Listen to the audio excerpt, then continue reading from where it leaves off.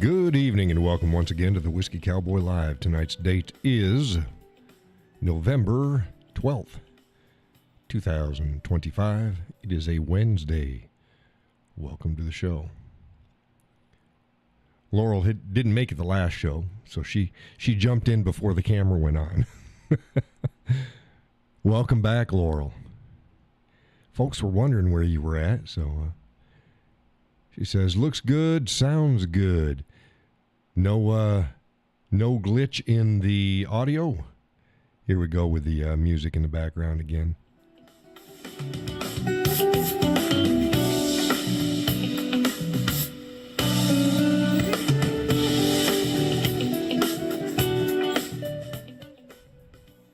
Fantastic. I guess the last update took care of that. I haven't restarted it again since then. I'm like, okay, that's fine. So we is good. We is good. Hope your trip was a nice one. Decompressed in the mountains.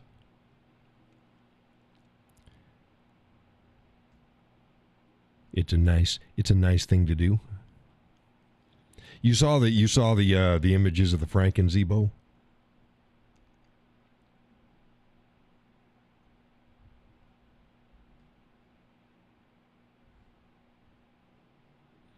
Let's see if our internet's on. It is on. That's good. Yeah, she's ugly. She's ugly, but she does her job well. We got in all new seat cushions this week as well. I got to go put them on the chairs in there. Got them at a dang good price. So I was like, okay. Because normal prices, they'll run you into the hole. We got them for about 20 and change per cushion. We had 6 to replace.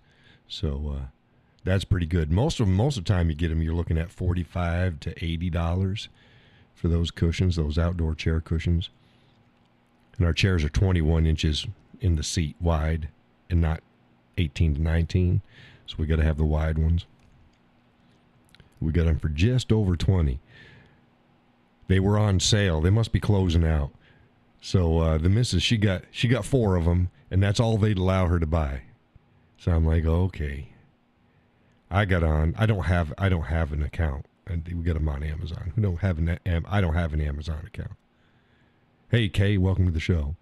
So I picked up the other 2 on mine. They all arrived the same day, and you know that big box. I showed the box that I got in the delivery.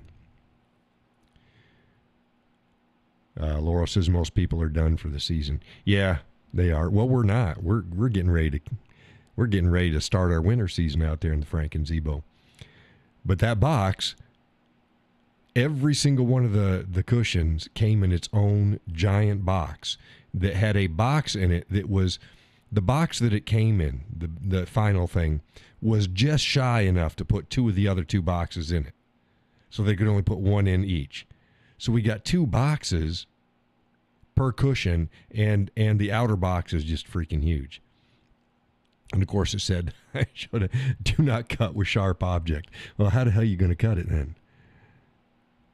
But yeah, so I got to break those all down. They're in the mudroom. They're stacked up, man. They take a lot of room. But I got to go put them on. Today, my outdoor chores today was I enclosed the front of the Franken-Zebo. I made a 2x4 framed and corner braced door. It's 5 feet wide, 6 feet tall. And it's got 4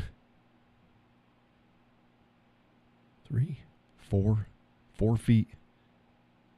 I don't know, 3 or 4 feet on the bottom, plywood, braced boxed, and then 1 foot plywood across the very top, braced, all screwed. So she's heavy. She's heavy, but it gives a nice window area in the center. And I got that. I bought 4 good sets of hinges. I only used 3. I started with the top and the bottom. Let's see how they are. And I said, nah, I'm just going to go with 3 instead of 4. So I got an extra set. But here I am, the Cowboy's out there in the cold, going from snow to sleet to rain to snow to sleet to rain, working this up. And I hung the door myself. That's right. 5 foot wide, 6 feet tall, plywood front, corner braced. She's heavy. She's heavy.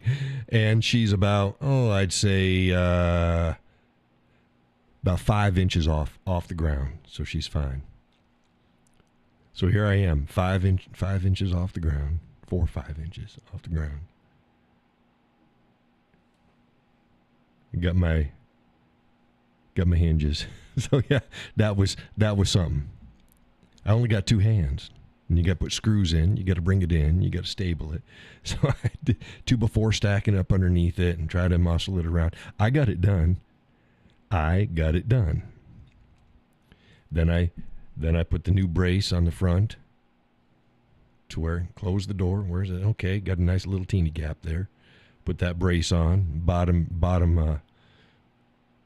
2 before running on the floor on the ground. So tacked up top, tacked down the bottom. Put 1 more in the center, so I only got 3 on the front instead of the sides. They're closer together on the sides. The studs. These aren't really stud; they're more of just a brace. And then I went and I put my tarp on that section, so she's white all the way around, and then white over the top, and then the door is the door, and then I put plastic over the window area of the door and put my strap in to frame it in. It's not framed in perfect because I didn't want to start and custom cut all the way around because that would have been a big misuse of the strapping that I have because I got other uses for it. So I used scraps to do it. It's fine. So it's got a window that you can see through, and I can see through it because I sit near the door. And I got a hook lock on the outside and a pull, and a hook lock on the inside and a pull. So when you're outside, you just lock it from the outside and go about your day. Keeps the door shut. If you're in the inside, you just lock it on the inside. It keeps the door shut. Now, remember I said the Franken-Zebo ain't a straight square or plumb line in that beast. There isn't. You don't notice it too bad when you just look at it. She ain't nothing straight, nothing's plumb, nothing square. Well, the front wall leans out just a little teeny bit, whereas the top is out a little bit further than the bottom. Well, what that does is that actually when you open up the door swings on out, and then it just stays straight out. In other words, like it opens like this from here, and it opens straight out like it and stops right there. Doesn't over, just opens up and stops. So it's kind of neat. Because it's not a huge lean, but it's enough where the weight of the door will take it and then stop it straight out. So I'll get pictures up on that. I just didn't get any today. So she's done. She's ready for winter. Ready for us to fire up the fire pit.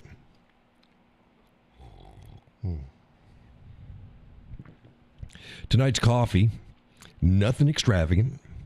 It's just French vanilla. That's it, just a French vanilla from New England brand coffee. French vanilla. So there's my Franken-Zebo story. The kids they normally come over on Sunday nights. But because of people's scheduling, and I do a show on Sunday evening, we can't do a fire on Sunday evenings. So every once in a while, they're going to stop in, and instead of Sunday, they're going to stop in on Saturday. We'll have our dinner, and then we'll have our fire out in the pit Saturday night. So that's what they're going to do this weekend. They've changed it to Saturday, and it's going to give the official family run. Me and the missus will be out there before then, probably. But the official run with guests will be on Saturday night. Nobody's talking. Hello? Yo mama? Hello? Can you hear me now? Laura says, sounds like fun. No, it will be fun. And nice.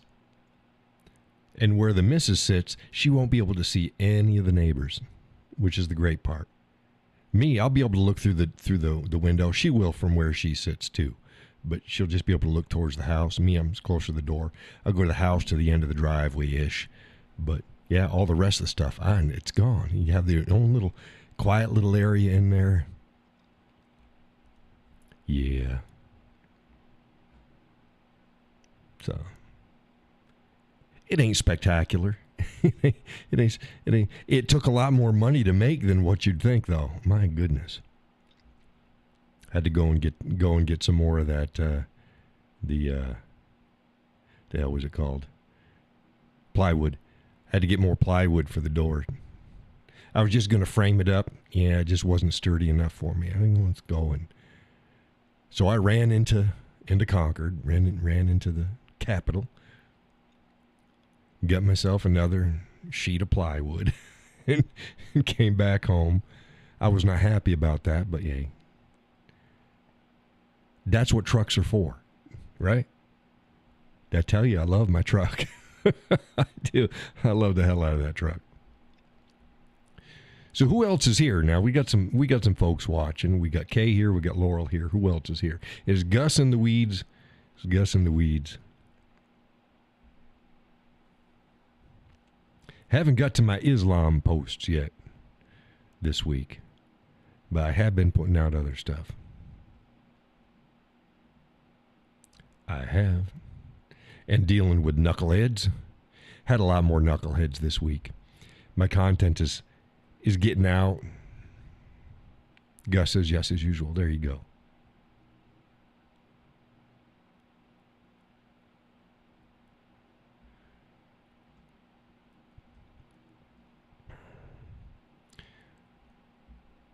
Laura says, hi, Gus.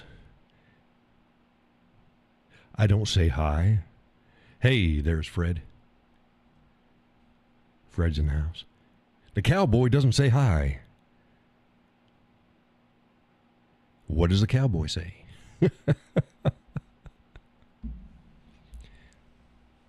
You folks know.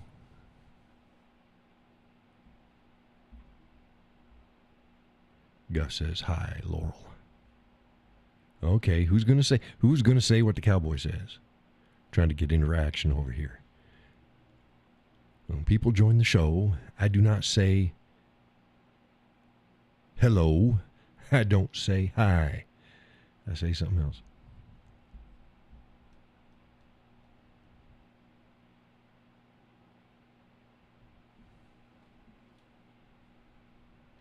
What is it? Quiz time. I said, dang it, I wasn't expecting a quiz on the show. Laurel says it is snowing. Is it snowing up there?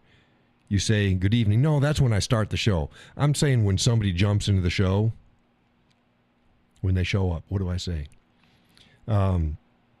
Yeah, we got some flurries today. I don't say howdy. I don't say howdy. When do I say howdy? When I say it, you're going to go, dang it. Yeah, that's right. It's when somebody else shows up. I say something. Howdy. No. I don't go, howdy, Gus. Howdy, Laurel. Howdy, Kay. No, I say something else.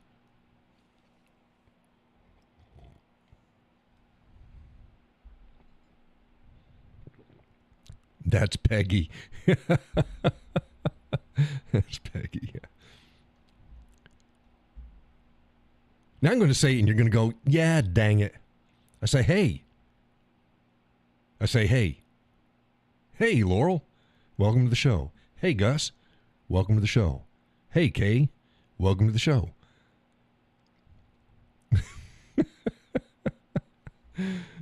I don't say hi. I don't say howdy.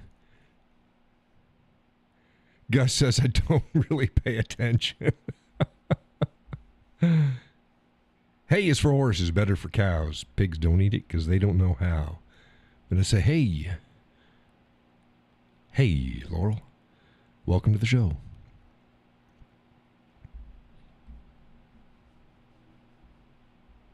Yep. That's what I say. But yeah, the missus loves the Franken-Zebo. She's like, oh. I keep going, it's ugly as all get out. She's like, oh, you do such a great job. It's like, oh, I just threw it together. It's one of those projects. Once you start fucked up, you can't do right. You know, you just got to keep doing it fucked up.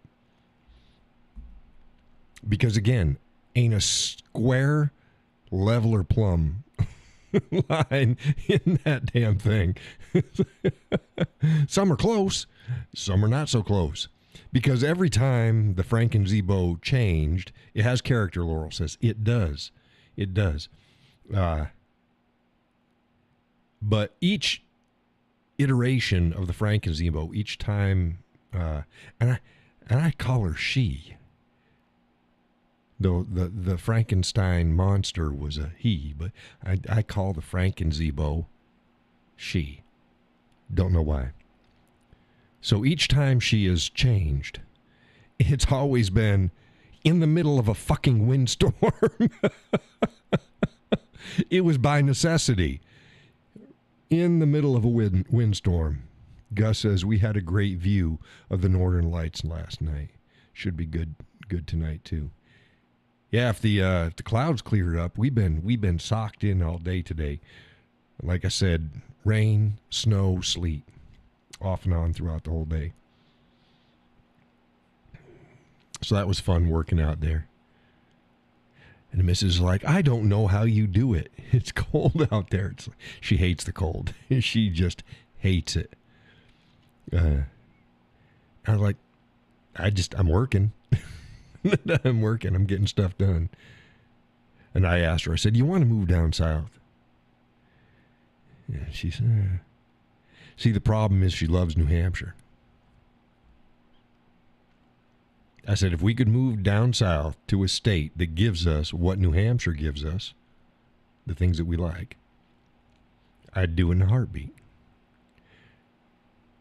But, so that has to be laws.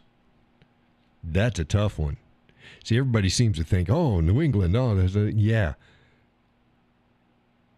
New Hampshire's got some of the best gun laws in the country. Has no knife laws and or other weapon laws like that. It's constitutional carry and open carry. If you are a law-abiding citizen who otherwise has the right to carry, you can do so on public school property. Not a lot of states like that. There's only very few places that by law you can't carry.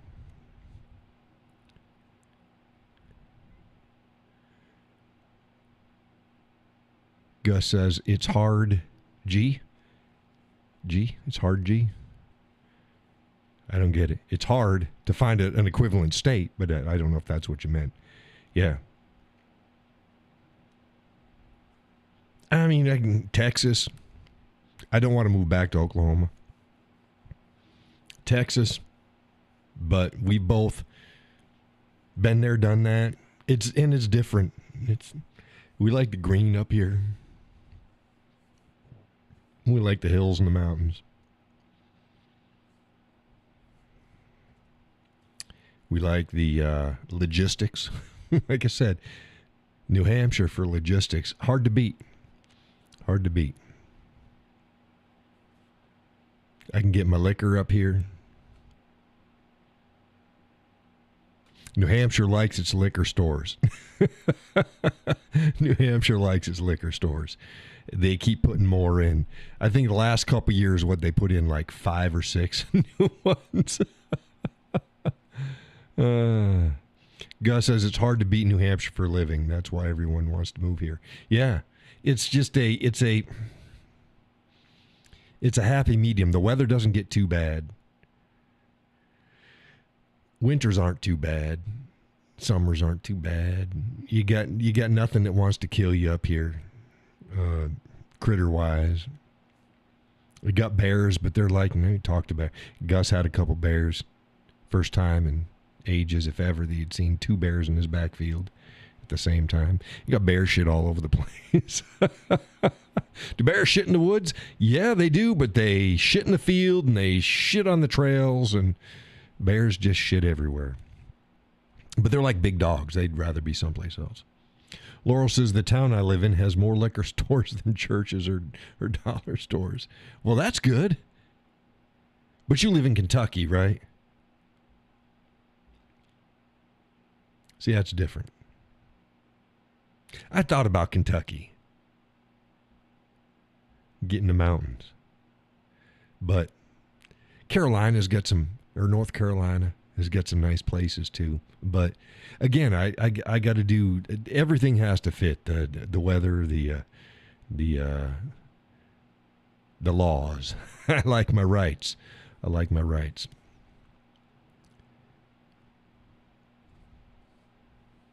And then moving, it's like, love Montana. But Laurel says, yes, I do. Bardstown, the bourbon capital of the world. See, there you go. I'd drink them dry, dang it. No, I wouldn't. I don't drink as much as people think. Oh, he's a whiskey cowboy. He must be schnockered all the time. No, not really. Not really. I did pick up a new bottle this month. I think I told folks I ran out. Or, well, no, I think I got one more pour in my bottle. And then I got a big one of Elijah Craig small batch. It ain't the best bourbon in the world, but it's a go-to.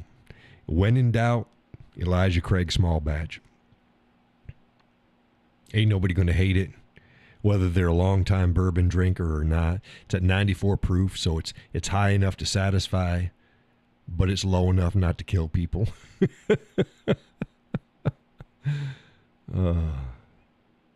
Yeah, it's just a good, hey, if you don't know what to get somebody, get it, there you go. They drink whiskey. I don't know what to get. Elijah Craig small batch.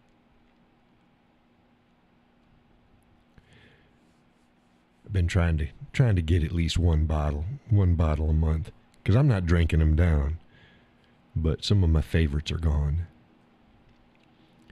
I'm about out of, and I took the last of my big bottle. I like to keep a standard, fifth, and then the bigger ones, the 2 point whatever the fuck they are, the big ones.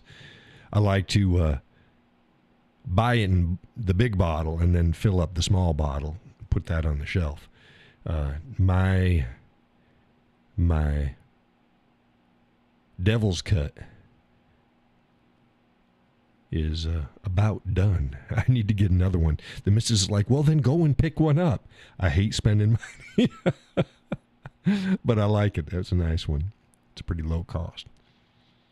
Gus says, today was the first day of rifle season. I kept my eyes on the field.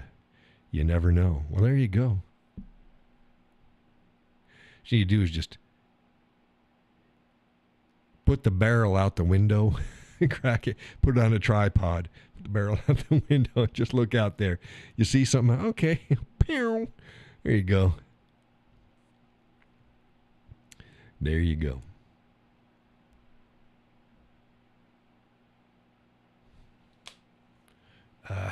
Arthritis.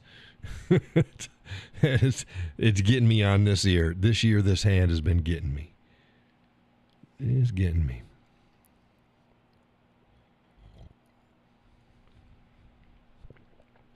Laurel says, my daughter-in-law got a nice buck on Sunday. It's now in the freezer. There you go. That's pretty quick. Sunday to the freezer. Today's Wednesday. They leave it up. They hang it for 2 days and butchered it up. It's not much. That's not much hanging time.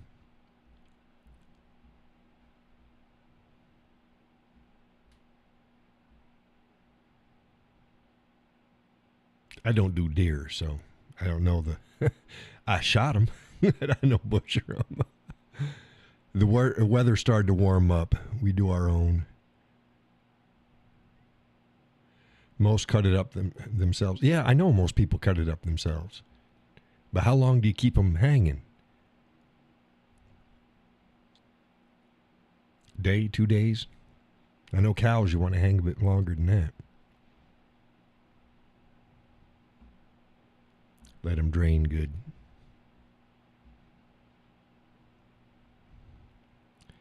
Laura says depends on the weather. Fair enough.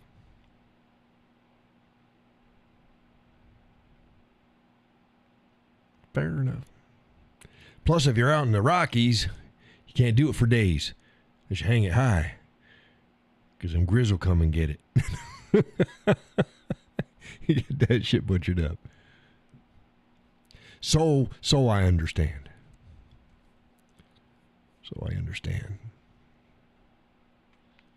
A lot of the nice properties out there, they got their processing sheds. It's like a big old,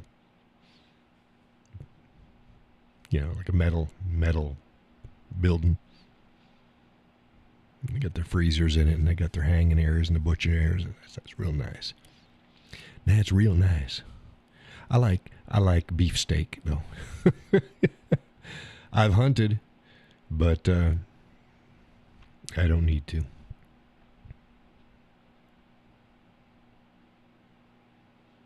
So where is everybody? Where's everybody? Gus says, deer, yes, the weather, but try it for 4 to 5 days. I hang mine in the garage. See, that's what I thought too. Who is Henry? Who the hell's Henry? Who's Henry? Henry entered the waiting room. Should we give it a try? Should we give it a try? What do y'all think? Think we should let Henry into the Zoom room and see what the hell's going on?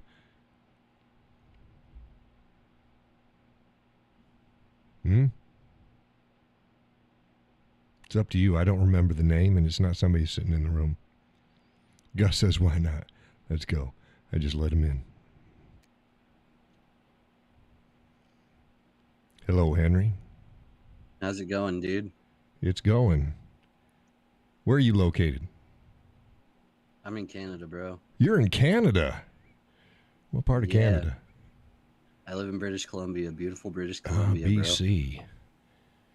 Bro. That's God's country.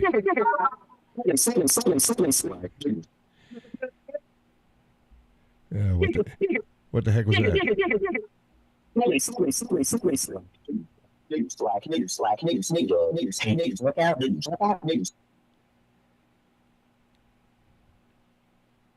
Yeah, you raised your hand, Henry. Your hand is raised. Okay, settle down or else you're going to be shown the door. Shut up, faggot. Your stream sucks dick. Oh, wonderful. So you're one of those homosexuals, is you?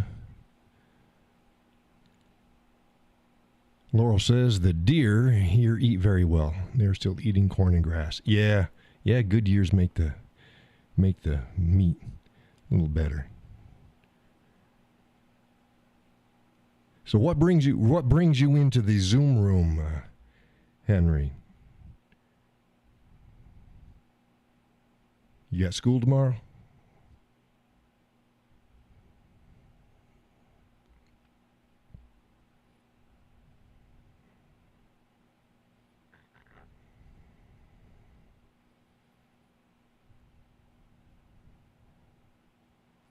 Gus says we can't bait them this late. Yeah, too close to the season.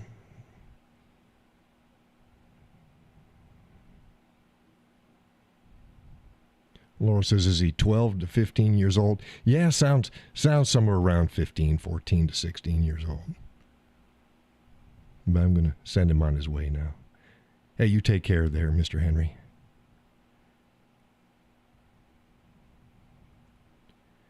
And now he's gone. Gus says, dude. Dude, what?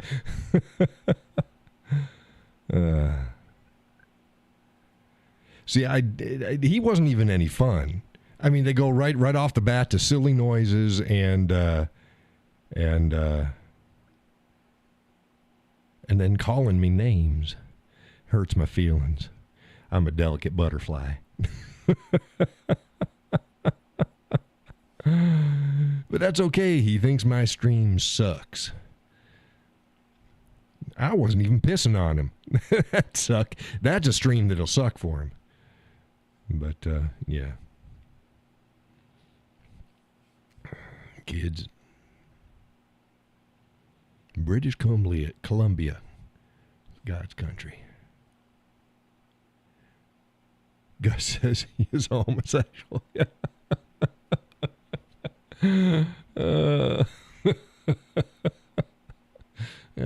Hey, you know, I work with what they give me.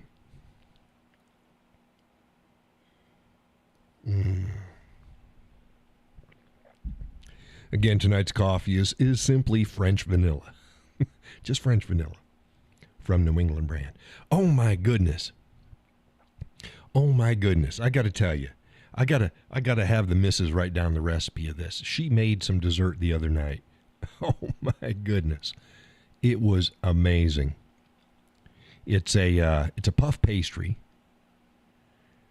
you know, where they've got all the layers, and it's cut in half, and it's filled with like a between a cannoli filling and a whoopie pie filling, but it's really light, but it's along them lines. And then it's got she puts mini chocolate chips on the top of that. And then on top of that, she puts raspberries. And then she puts the top on it. Oh, my goodness. It's a poor man something horn. Something, I don't know what it is. All I know is it's absolutely wonderful. It's light. So, you know, you can get a good size one, and it's not going to kill you after you eat dinner. It is absolutely wonderful. Excuse me, I got to take some pictures of it and get the recipe up there for folks. Super easy to make. Doesn't taste like it's super easy to make. But yeah, that's absolutely wonderful. Hey, is everybody there? Or did our little homosexual friend scare you all off? Oh, goodness. He must have been one of those two-spirited things.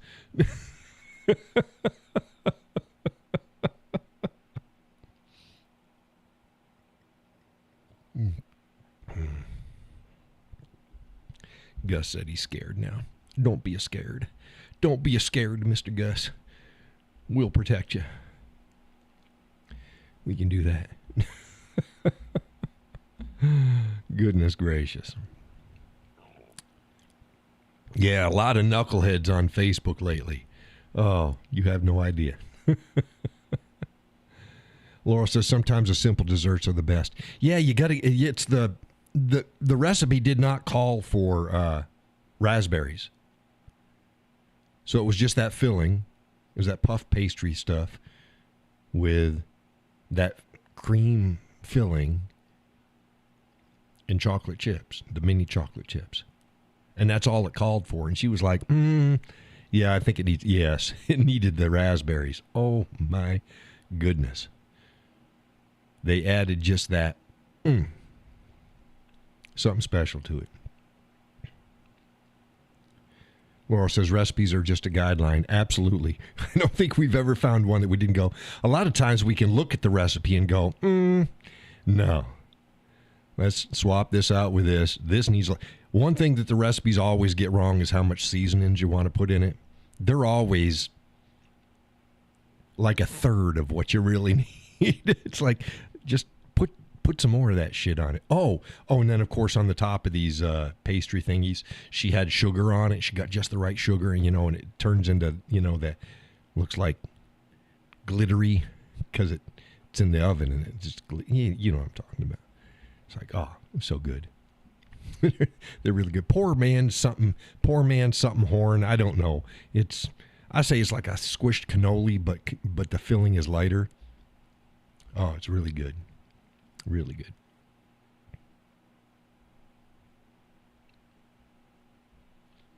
Yes, indeed. And you know us, we like our food. We don't have a lot of money, had a lot of kids. Got to learn to cook. We go cook anyways, but...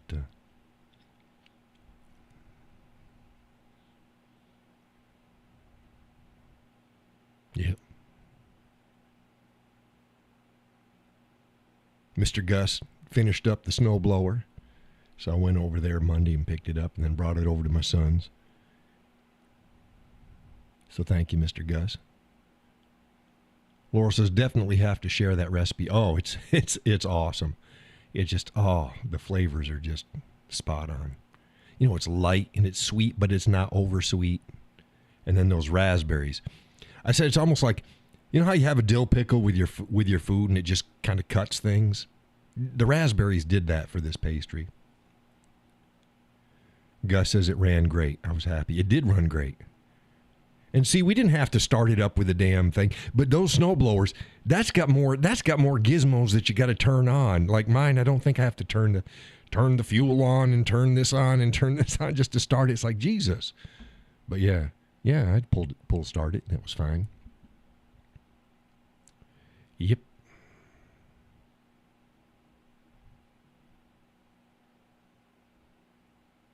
Yeah, I think they were saying that was that had to have been her folks's, because they were like, yeah, that thing's over 14 years old.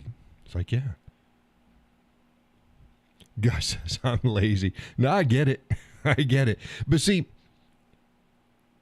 mine pulls harder. Mine's a bigger machine. Mine pulls harder than that one. I always put my electric thing on mine. But this one, I'd already started it up at home before I brought it over. Actually, when I first got it home, because I wanted to see how it was working. And yeah, she pulls real easy. Mine, not so much. It's not bad, but this one's like super easy pull. It's a baby compared to mine. But runs good. Runs good.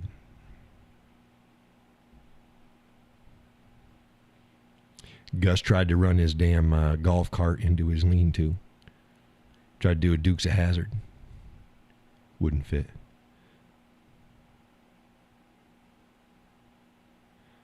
Gus says I was shocked at the horsepower. I was like, geez. What, because it was so small?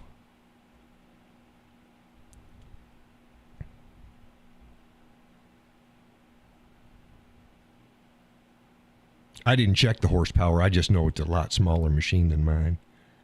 Yeah, 6.5. Yeah. I think mine's like a 9.5 or something like that, if I can remember correct. Something like that. Laurel says golf carts could be dangerous. I laugh at all the videos.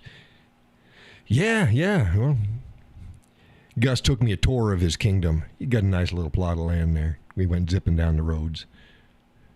Well, not zipping too fast. Got to dodge the bear shit.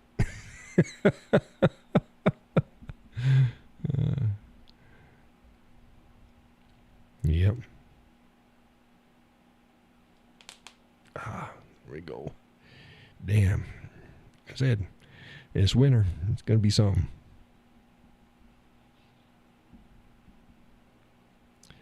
I don't have a golf cart. I got a truck. It ain't a pretty truck like Gus's. Gus has got a pretty red truck. I got a big black truck. It does what it does. And he's got tractors. he's got tractors. I don't think he's lacking for anything. Got the car hauler, got his little trailers, got his tractors. I don't think he's hurting for much anything. Hang on, I got to redneck this crap. Gus goes, let me see what I got in the garage. Gus says I put a lift kit on it last summer, so it don't fit anymore. Never gave it a thought. Yeah, she about she about 3 inches too tall now, with the overhang. He's got like a cab thing, and I had to have him take it off. It ain't heavy. Oh, you're about 6 inches too tall to go into his lean-to. It ain't heavy, but you got 4 bolts that you got to take off, and then 2 people got to lift it because it's awkward as all get out. He's like, John, you gotta give me a hand before you leave. So I got to take the top off, and I'm like, what the hell's he talking about? He's got to take his top off. It's like, Gus, keep your clothes on. It's cold out here. So we went and took the top off his golf cart so we can get it back in the lean-to.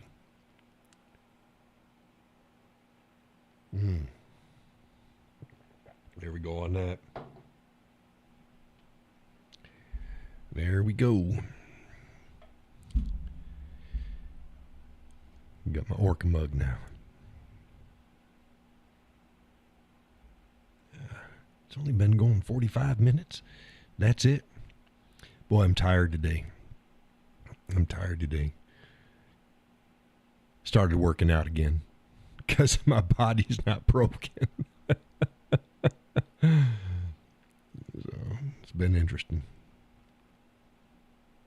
Like the way it feels, but you got lactic acid burning up and shit.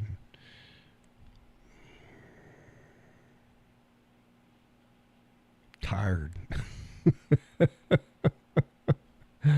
Goodness. Where is everybody? Where is Allie and Jim? They usually get here about this time, right? They're out on the West Coast. They're in Oregon, I think. Oregon.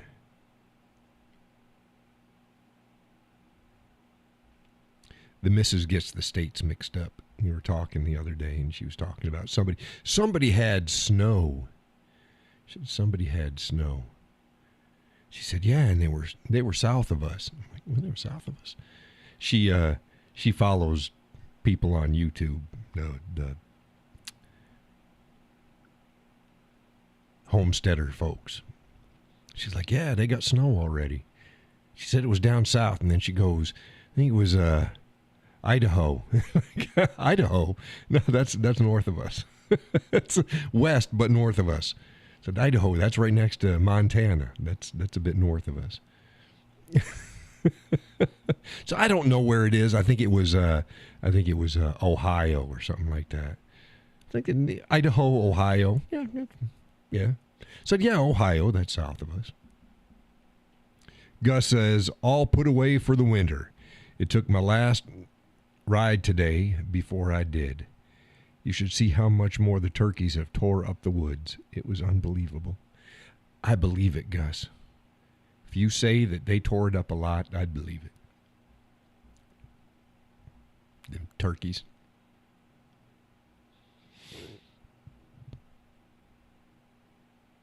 Yeah, I'm sure we got snow up north here. We got nothing that's stuck down here.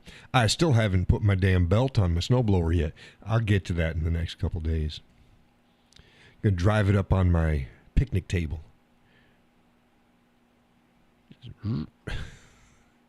With ramps, of course. Yeah. Gus had his, and he just lifted it up on the tractor and put it up on his little bench thing that he got there. A box with a plywood top so he could work on it. On my son's. Mine's, like I said, mine's a good bit bigger, and I don't have a tractor, so I'll just put the ramps up on the picnic table and drive it on up there, and that'll be better. Better for me, better for you. Hey! Goodness gracious. I think I'm about I got some adjustments to make on the hoop shed yet. But the Franken Zebo was the first thing, and all these windstorms that we've had, hoop shed ain't left the ground, so that's good. That's good. Gus says Pittsburgh has over a foot with snowing today as well. Yeah, that's for you folks that don't know. Pittsburgh is like way up north by Canada. Laurel says the way I remember the West Coast states Cali, Oregon, then Washington. Yes, that is correct. And then you go east a tad and you've got Idaho, Montana, North Dakota, I believe is the way it runs. Oh, Cal, huh? Oh, yeah. Cali, Oregon, Washington. Yep. But yeah, and then you got Washington, you got Idaho, Montana, North Dakota. You come down off of Montana, you got the W state, Wyoming, and then below that, so you got Wyoming, then you got Utah over here to the west of them, and you got Colorado below Wyoming, and to the east of Wyoming you got what, Kansas? Well, you got South Dakota and Kansas buttress there. This off the top of my head. You know, it's a shame, and most people, young folks now, they couldn't tell you anywhere. Now, if you went to a map and you said, what's this state? I'll tell you what the state is. I can't tell you the capitals. I could when I was in school. I can't tell you the capitals of every state now. Don't need to. But I know where the states are, and I know. Yeah.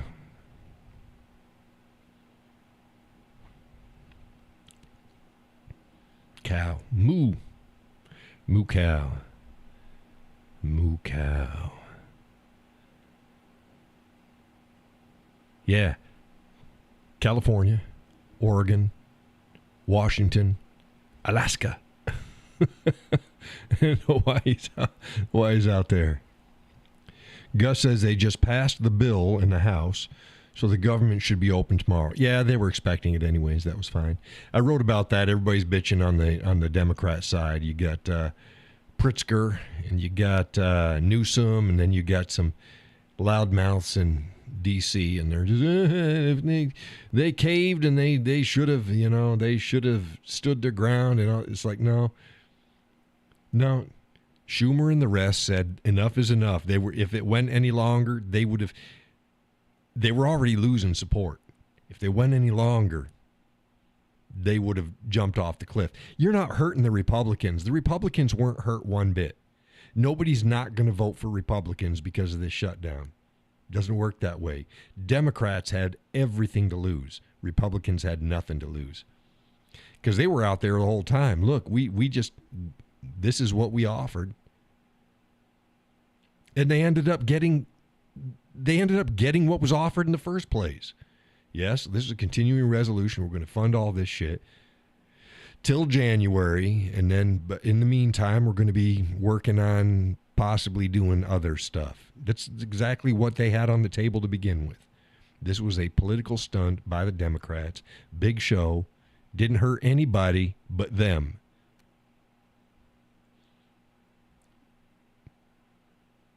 And contrary to what the experts were saying, it didn't really hurt our economy either. Didn't.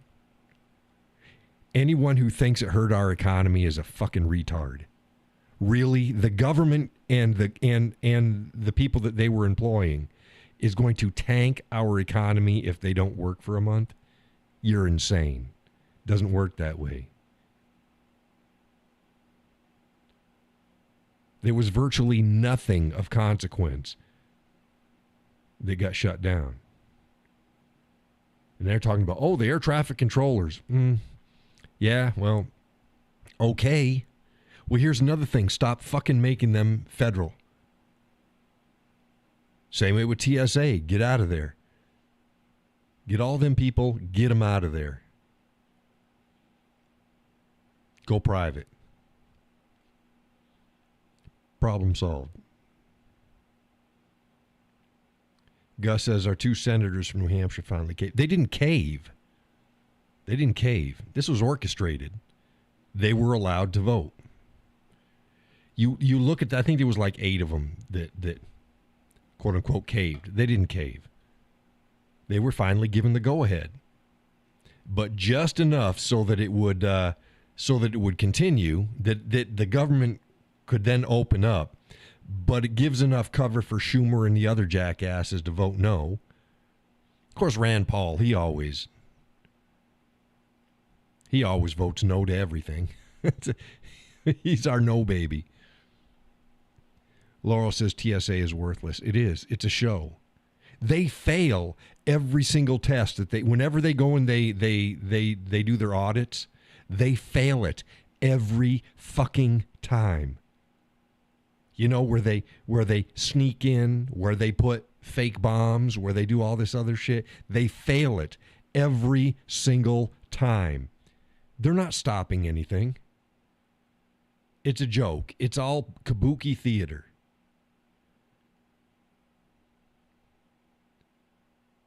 Israel doesn't do that shit. Israel they look at the crowd and they go, who is the high risks? Okay, we're going to pay attention to that. And then they watch people. Ain't nobody taking down an Israeli jet. Ain't nobody blowing anything up. This random shit and fucking take off your shoes. And I think that you don't have to take shoes off anymore. I think I heard that. I don't know. I won't fly. I won't fly. I'd rather drive. If I need to get someplace, I don't need to get someplace tomorrow. And I don't need to get someplace 4 days away. I don't know. I just drive. I'm not going to play that shit. Laurel says they are allowed to profile and watch people and trust their instincts. You're talking about the Israelis? Yes. Yeah, they do it the right way. They do it the right way. Humans profile people. We have discernment. We talked about that on the show. That's why we are ingrained. We're afraid as a species. Most people are afraid of spiders, afraid of snakes. Why? Because they're a threat.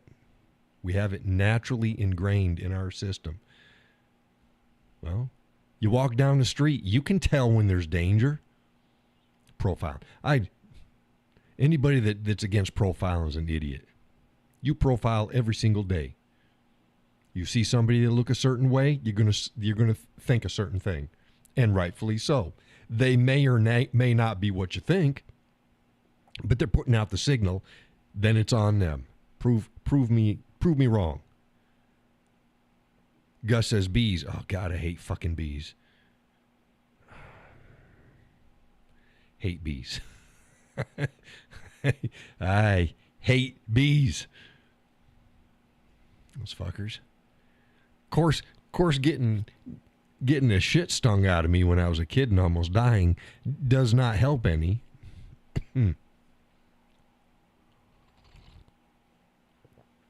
I don't run like crazy anymore. I used to I couldn't even go into a garden where there was bees. I just couldn't. And those bees aren't going to hurt you. Let's be fair. Most bees don't hurt you. It's wasps and hornets and stuff. They'll little fuckers, but they're all bees to me. They're all bees to me. Gus says, I found that out about you. What'd you find out about me? That I don't like bees? I ain't run from a bee over at your place. I ran from bees at the Vermont place.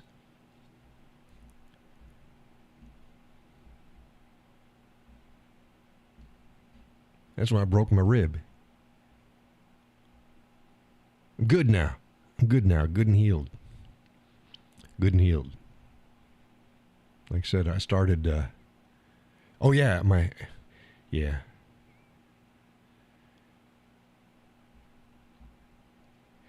But, yeah, good enough to start working out again. I was like, yeah, feels good. Feels good. I pick things up and put them down. It's not even, I mean, sure, there's a strength element about it, but I just like feeling better. So,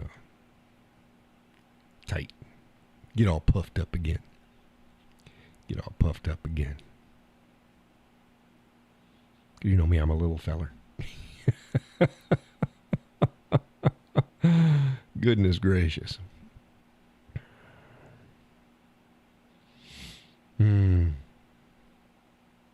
Holy shit, this was the slowest 15 minutes. God. I was like, oh, it's got to be at least 9:30. No. It's not even 9 o'clock yet. Oh, been a long day. Been a long day.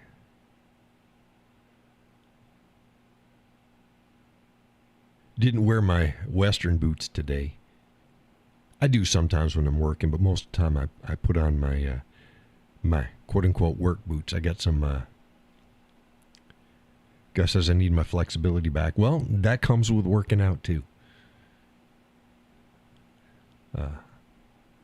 I got Smith & Wesson tan boots, tan coyote, something tan. Zippers up the side. Oh, those were great, especially when I could not bend down to put on shoes and stuff. The missus, like I said, the missus had to help me even put on my socks and boots. And these were good because I put it in, then she'd zip them up for me.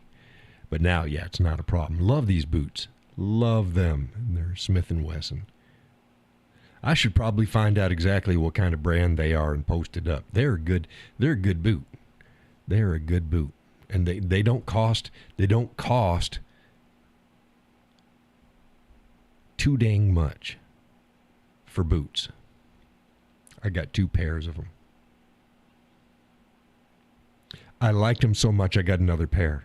Because I used to wear them to work when I was selling guns. That was my work boots. And I liked them so much I got another pair so that I could just wear them working around the house. Laurel said my son is going to show me how to start lifting. I need to get some strength back. Yeah. Well, I told folks if you can, go ahead and do it. I just couldn't. I've been out of commission for shit since November. So that's been a year. I've been out of commission. So now I'm back. I am back.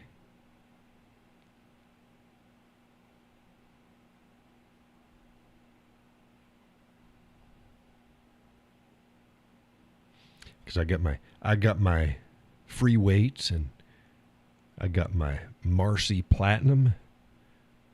That's their biggest machine. It's got double stack, 2 stations, shit ton of exercises, but 2 stations using 2 separate stacks. Where some of the other ones, all stations will use just 1 stack. I got 2 stacks and 2 stations. It's a nice machine.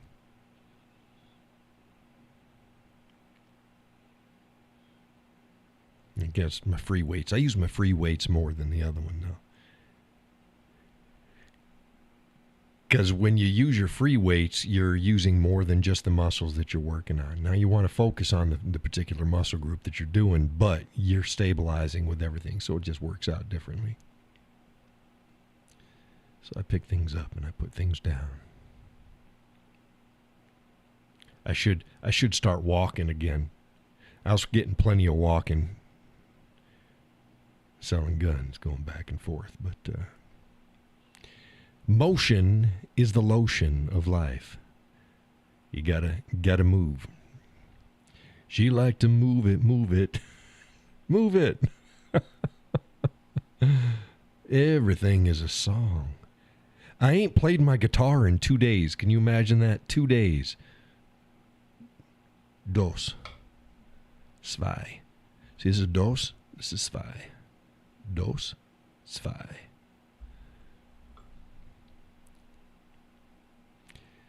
Two days I have not played the guitar.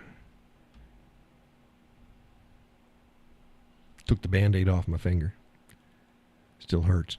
Took a chunk out of it. That's where the drill jumped out and got me. It wasn't the drill. It's a Phillips screwdriver.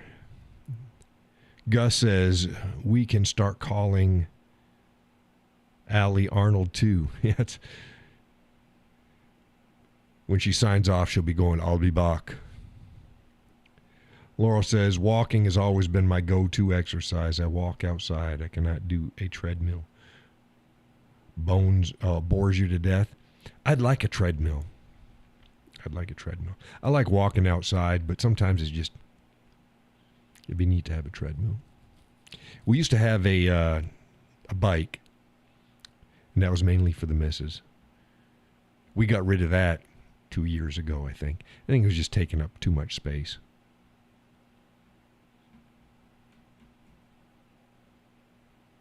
And she got one of those pedal things. You can put on the floor underneath your desk. She got one of those pedal things, and she does the bands, resistance bands.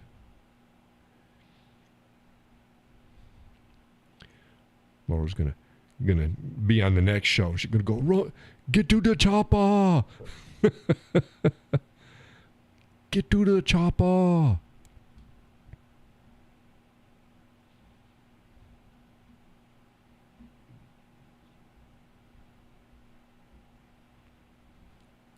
Arnie. Call her Arnie. I sent Connie off a message today. Haven't had any word. I don't think they're doing well. They both had health issues, and she was doing pain management the last time I had talked to her. So send your prayers on out there for her and Connie and Elliot.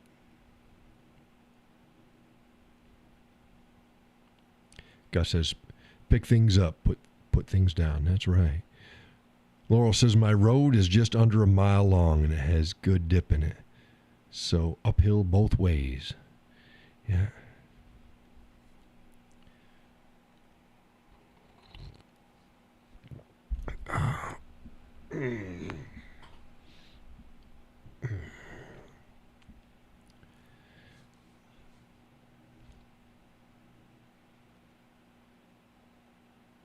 Hey, Fred, you still there? Kay hasn't said anything for a while.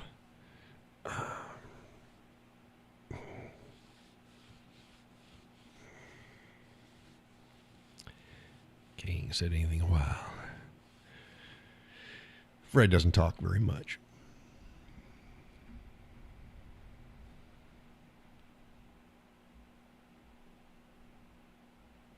He shares all my stuff. He got two accounts on Facebook too. And he shares stuff, both the accounts.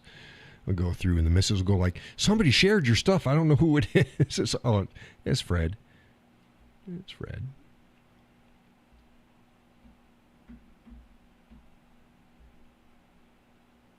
It is Fred. Frederick. Yeah, I posted up my review of Frankenstein. Was not impressed. Look, I'll see a crappy movie and it'll be fine. But when everybody's ranting and raving, and it's all over Facebook now, everything is ranting reviews of how great it is. No, it ain't. No, it ain't. Gus says these boots are made for walking. And walking is just what I'm going to do. And I'm going to walk all over you. No, that's not. No.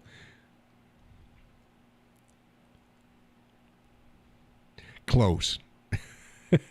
Close.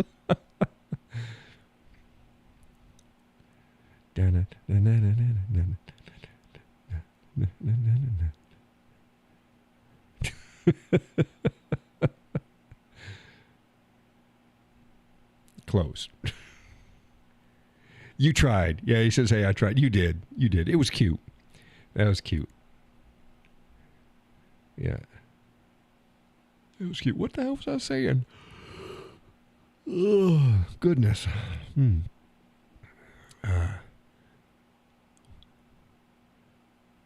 Yes, when we were young and life was just an open book. Sorry, live and let live. You know we did, you know we did, we know we did. Na na na na na na na na na. Dee dee dee dee dee dee. Do do do. Live and let die. Dun, dun, dun. Sorry. I ain't played the guitar in 2 days.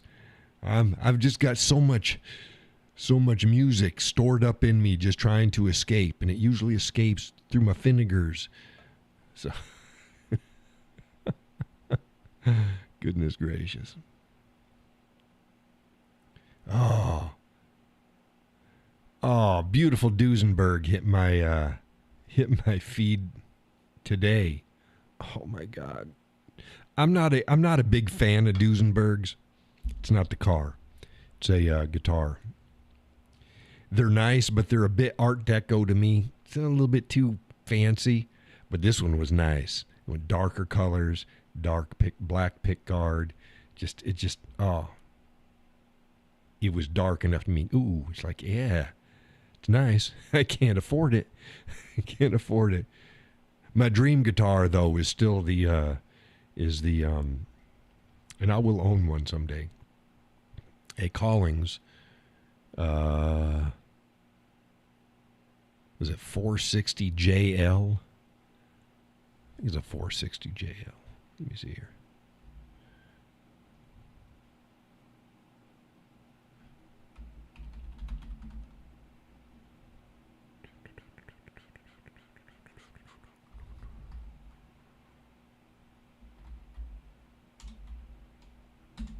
Let's see here. No, it's a Gretsch. 470 JL, not 460. 470 JL. God, that thing is beautiful. And it's not just it's Lord Almighty. It's not just that it's beautiful. I'm a tone. Geez, I thought you were talking about the guitar. Now, I'll show you a Duesenberg guitar after this. Let's see here.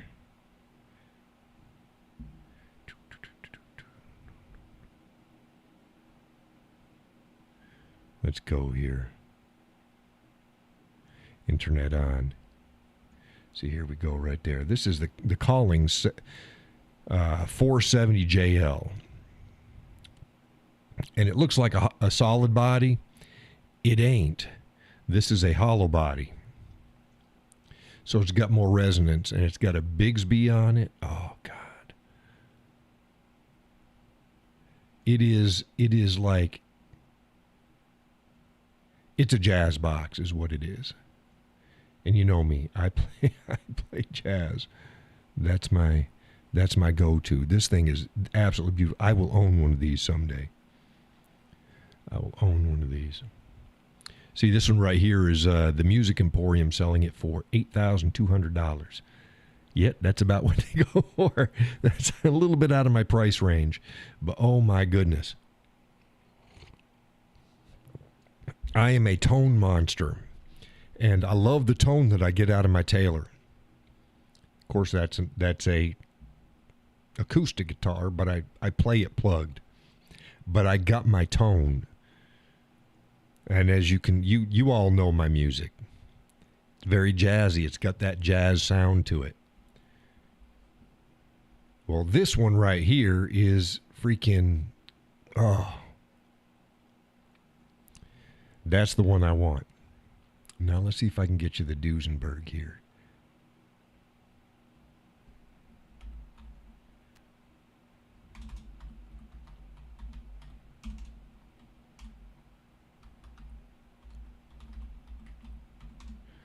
Duesenberg guitars. Here we go. Images. Okay, here we go. Now you'll notice these are great. My meeting is logged out due to inactivity for the Zoom meeting. If somebody wants to come in later, then I'll start it back up. But as you can see, like this one right here, it's not going big enough. Excuse me. It's got accoutrement that's quite a bit fancier. And see, there you go. It's just there's a lot going on compared to the 470 JL. Excuse me. And you see right here, it's very glitzy. Let's see the headstock. You're gonna show me the headstock on this thing? No, that's not. Well, yeah.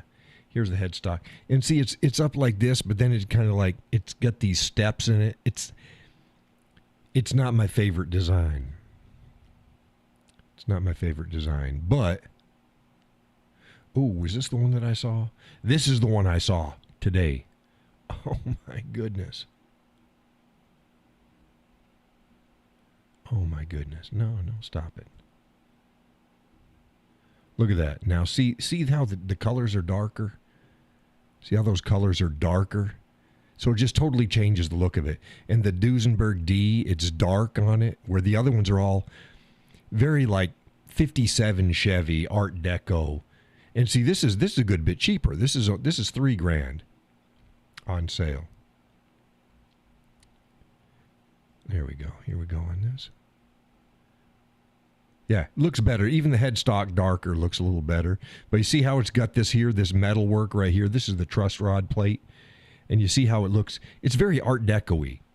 And, I mean, I could live with this. This is fine.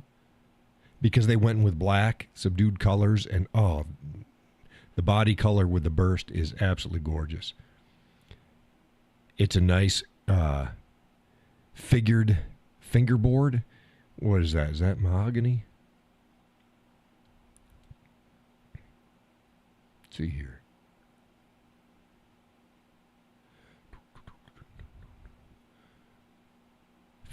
Fingerboard wood is Indian rosewood. That's odd because that almost looks like a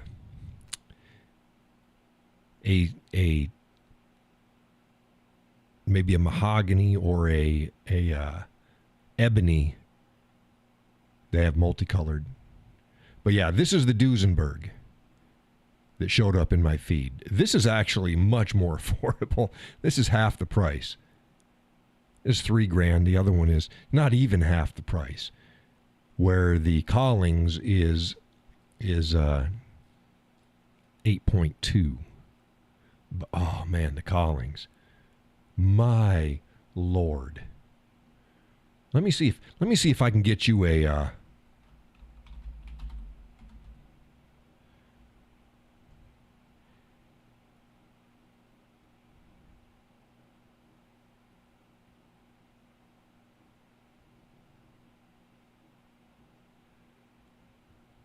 let's see if we can get you one of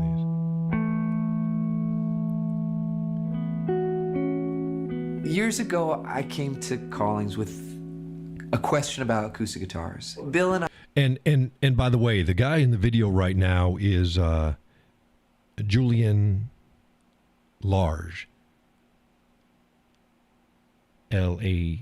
It's Julian Large. He is one of the premier guitar players out in the world now. He's a younger feller, but he is just amazing. Now they use special pickups in this that he chose, and it's just so let me play this for you. I and the whole team at Collings started this conversation about what makes a guitar not only great, but what makes it special to the player. You know, do we like guitars because they're pretty? Do we like them because they're weird? Do we like them because they're have character, right? And so all of those conversations produced this incredible acoustic guitar. And I couldn't stop thinking about what that conversation would look like if we directed it towards electric guitar. The conversation quickly went to the discussion of pickups. I was getting really into these older style Dynasonic pickups. They have this dynamic breath that allows just a beautiful low and a beautiful high and loud, soft. It just feels really charged, like the notes are just kind of dying to burst out of the guitar. Starting from that catalyst, we started a conversation about what the design of the actual guitar would be around That's the blonde. that I like palette the other and one, around the that sunburst. pickup. What makes this guitar unique to me is that it is the marriage of this historical precedent. It's an electric guitar that honors the kind of wild and woolly ways of early electronics, but it feels and sounds incredible as an acoustic instrument. And this is why I think Collings is, uniquely positioned to make this instrument, because they have the history of making the greatest acoustic guitars, in modern history, in my opinion. So the reason this sounds as great as it does electrically is because of its properties as an acoustic instrument. This guitar couldn't really be made by anybody but my friends at Collings. I mean, truly every single element of this design is stemming from that belief and that philosophy that it's gotta look the way it sounds. Not only the body shape and the way the lines, That's just kind of my move baby organically, right there. but also the way that leads through the neck all the way to the headstock. The inclusion of the Bigsby as part of the design. All these elements to me just kind of create, all I can say is something very three-dimensional. From where I sit holding the guitar, when I look down, I see it as kind of there's a narrative that unfolds. And the way it looks to me as a player is the way it feels to me as the player, is the way it sounds to me as a player. And I think that has to do with how many different compelling elements there are. This conversation started with pickups, with Collings. How do we make a guitar that's built around the properties of these pickups that Ron Ellis is beautifully making for us? They also have this design feature, right? They're bold, they're strong, they're not shy. And I just absolutely love the way that informs every other decision we made, whether it be the pickguard, the knobs, the floating bridge, the proportions of the headstock to the body, and even the two-tone complexion, of this with the mahogany back, as well as the sunburst and black colors available too. So it's diverse, and dynamic. And to me, that's the nature of tradition. The intensity of the pickups with this design, with the semi-hollow design with the trestle block going down the middle, all of these components, to me, just make it a great modern electric guitar. This is a guitar that I know can handle low information really elegantly. I know it can handle high information very sweetly and intimately, and I know it can handle middle information, sonically speaking, in a really kind of conversational way. So each time I pick up this model in particular, I just want to paint the picture of a bigger orchestra, right? I want to accompany myself while I solo, while I comp. It just calls for that. It's kind of an introspective instrument in that respect, but it asks for a wide swath of musical possibilities. I mean, really consistently. And I say that has as much to do with the sonic properties as the physical nature of the instrument. Because of it feeling like such a comfortable instrument, I just want to traverse the whole thing. I want to play it all. I want to play every fret, every string. And this guitar kind of taunts me with that. It says, okay, let's see, go for it.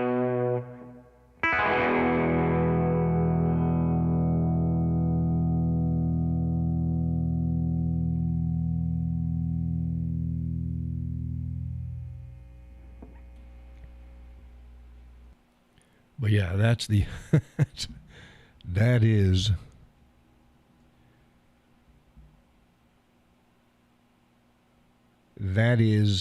the guitar I want.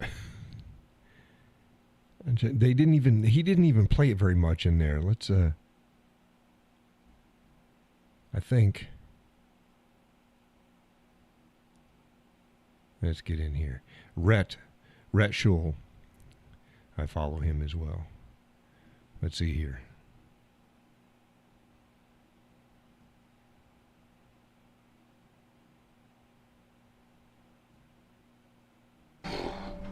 That's pretty unreal. There's so much expressiveness just when you're playing quietly, and that I think is really where the magic is. Yeah, it's like almost It's like piano-esque. Let's go Yeah. back to, here we go. You know, it gives a slightly smoother response on the stuff. Yeah. So you should. Red's a very talented guy.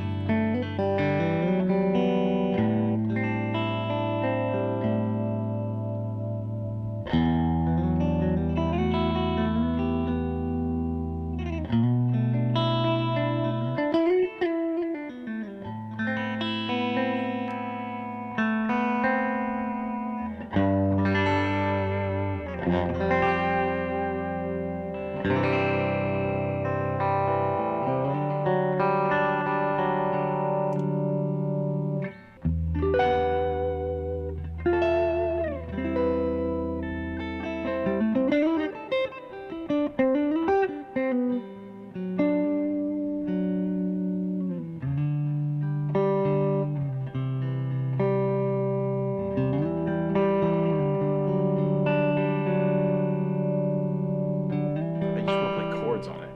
Like,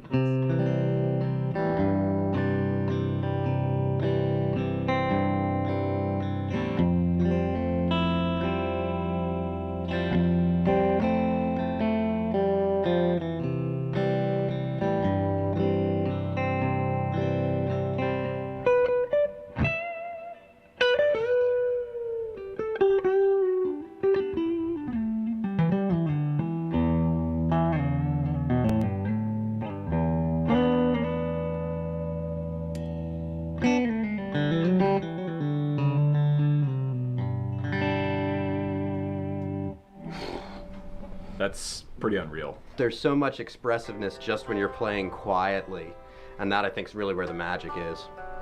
Yeah, it's like almost it's like piano-esque. Yeah.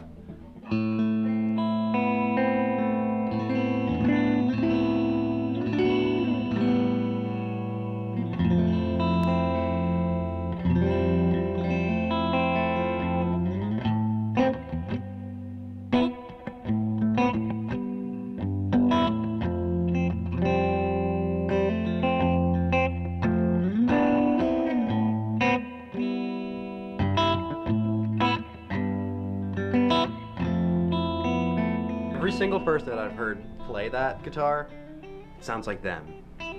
It sounds like a totally different guitar with every different person whose hands are on there. And Yeah, absolutely. It's it's a freaking amazing guitar. The tonal qualities, and the other young fella now said every time it sounds like them. Yeah, that's the guitar I need. Because you could tell my playing. Okay, you can tell.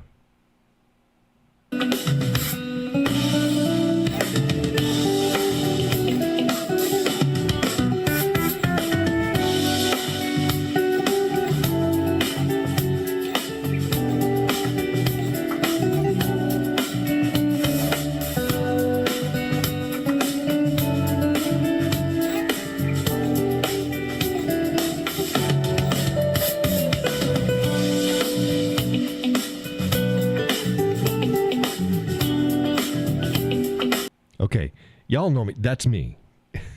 Anybody jumping in? That's me. That's me playing my Taylor. You see how it's got that jazz sound to it? And I have a particular voice. Now I have an electric guitar. I can't find my tone on it because I mean it's fine. It's a Yamaha, and it's fine for its price range. And it got me into electrics, but I can't get my tone. I can't get good jazz tones out of it. I get good jazz tones out of my Taylor, but I have a particular style of playing now, and it doesn't matter whether I'm playing jazz or blues or whatever. I have things that are me. So if I could get that Collings, and oh my goodness, I'm not a great player, but I get great enjoyment out of playing. And like I said, I have a unique sound to me. All of my songs, no matter what they are, they sound like me. I've got a particular rhythm and a gait, whatever. But yeah, by golly. So, and Collings is out of Texas. I believe they're located in, where are they? I think it begins with an A.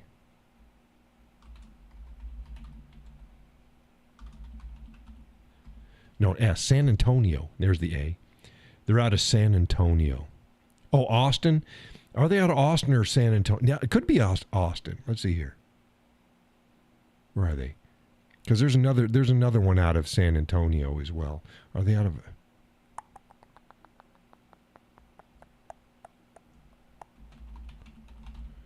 Location.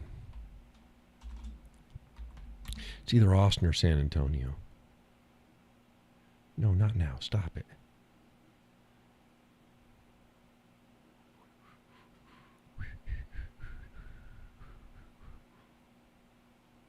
Austin.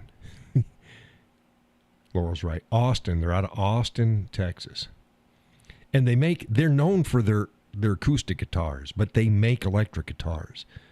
And since they're so good with acoustics. Now I love Taylors. I'm sure they're just as good as Taylors, if not better. I just love my Taylor. And this is a semi-hollow. So think of it's hollow like an acoustic guitar, but it's got a center block which holds everything together, so that they call it semi-hollow. And it's got a complete top and bottom, no sound holes. So it gives it that tonal quality. You could hear it. You could hear it. It's like, there's something richer in these hollow and semi-hollow guitars. They're generally used for jazz. And that's my style. So yeah. So when I rave about the Collings 470 JL, that's my baby. That's what I'd like. So my setup that I'd like is the Collings 740 JL, and I want it running through a Fender Tone Master Deluxe Reverb. Okay. What that is it's like their deluxe reverb, but it doesn't have tubes. It's all electronic.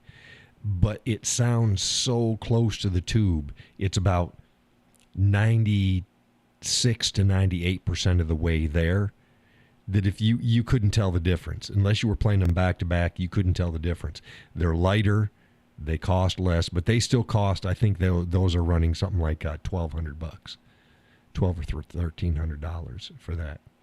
So yeah, it's a pricier setup with and that's not bad for an amp, but that's what I want. I want the Fender Tone Master Deluxe Reverb and run a Collings 470 JL through it. Oh my goodness. Because I know what I produce now with my Taylor, and I'm running my Taylor through a Fender AC40. So it's a 40 watt acoustic amplifier.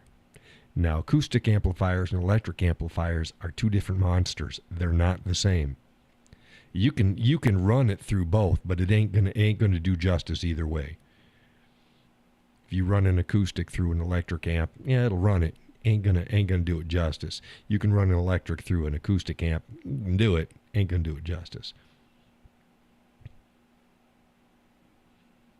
And you can do it. I can run both of them through my Street Cube portable amp. They'll run it. But it ain't like the regular amps. My amps at home sound better than that one. But yeah, I go, oh man,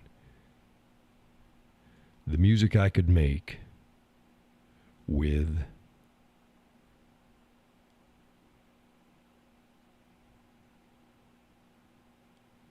that JL.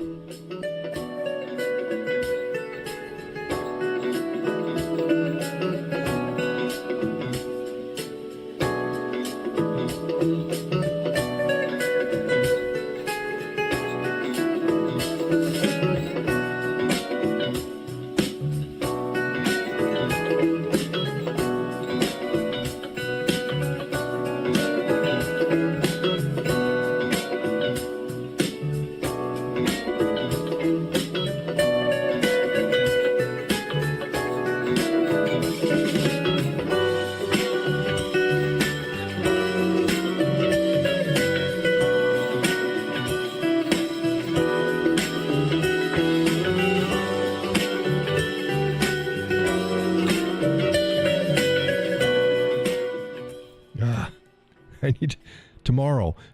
I will. Tomorrow, I will get out my guitar and play. I'm not saying I'm going to record something for y'all, but I'm going to get out and play. 2 days. Been 2 days without picking it up. 2 days. Dang it. So, what else we want to talk about? We talked about guitars. Cadillacs. Hillbilly music. The lonely, lonely streets that I call home. Dwight Yoakam. Oh, goodness.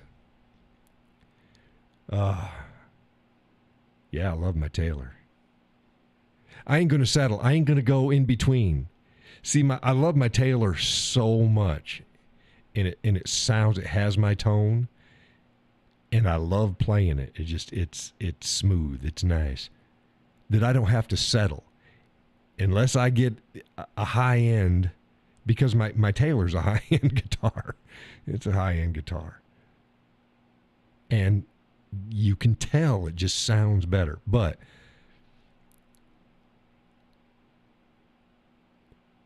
I don't need to go, well, fuck it, I'm just going to get myself a, $1,200, $1,300 guitar. Electric guitar. It's like, no. I'm going to get either a Duesenberg, and that's still less than half the price of the Collings, but that Collings, that's the one I want. The Burst. Because the Duesenberg sounds good, it's okay. It's a damn good guitar. But there hasn't been a single jazz box out there that I found to include the bigger ones that had the tone as that Collings did. That Collings, because of the Acoustasonic pickups in it, it's just, oh my God. It just has a tonal quality.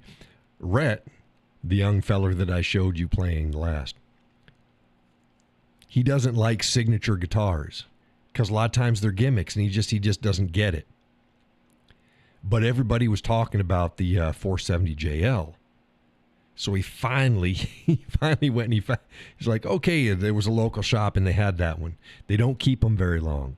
And that one came in and he went to play it. And he said, after he made another video after this one, he kicks himself in the ass. He said, I should have fucking bought it.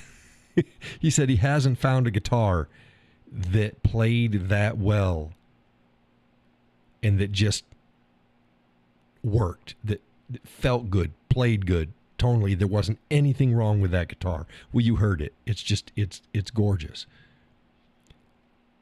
And he didn't get it. Because it was expensive. And he said, I should have gotten it. So I have no doubt that he's now going to start touring again, which is good. Good luck, Mr. Rhett. But he'll probably end up getting one. But it's like, oh. So, yeah. I thought about some PRS guitars. They're very nice. They are really nice. But then I heard that Collings, and it's like, oof.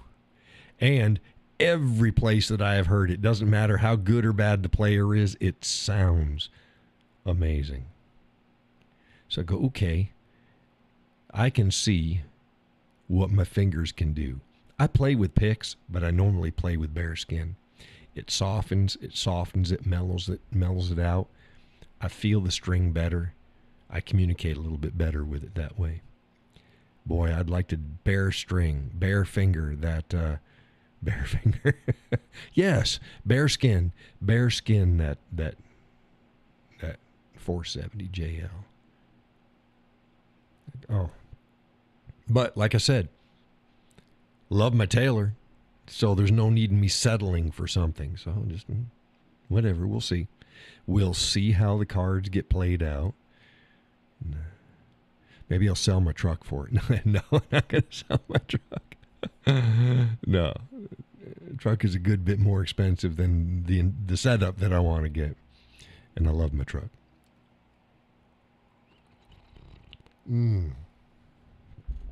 Again, tonight's coffee is French vanilla from New England brand. Did we lose some folks out there? Hey, Peggy ain't showed up. Judy hasn't showed up. Allie and Jim haven't showed up. We got about 25 more minutes to the show. I know we didn't talk about a whole lot this time. But I was tired and you guys weren't throwing stuff out. But yeah, I'm going to pick up my guitar. Maybe first thing in the morning with a cup of coffee. Sit down there in my jammies.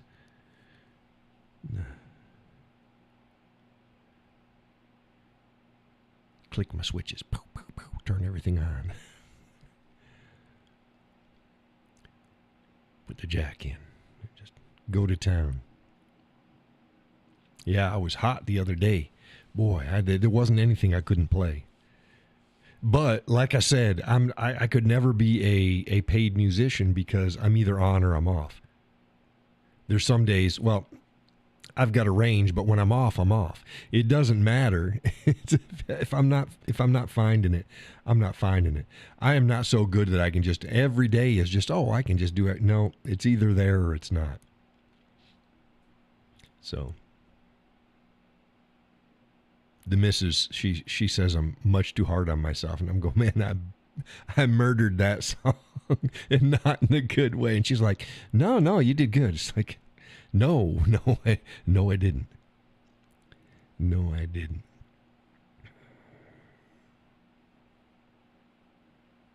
I can tell.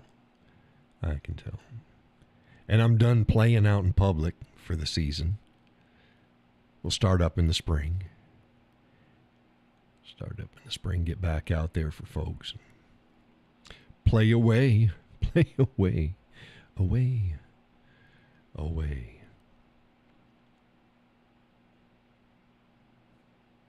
So what do you want to talk about?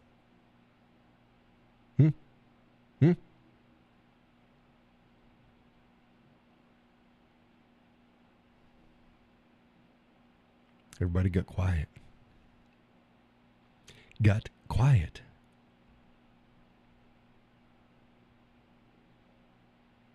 Did y'all fall asleep? I said, yeah, there's music playing. I just dozed off.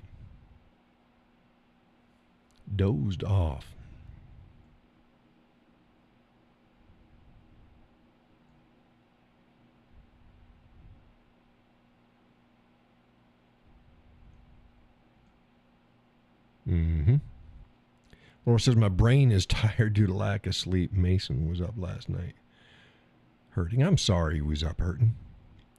Boy, he's loving the hell out of that ATV, isn't he? I always get a kick out of it. I showed the missus, like, there he goes. Wee-hee. Zipping around. He's not so shy about the speed anymore, says Laurel. He goes zipping around.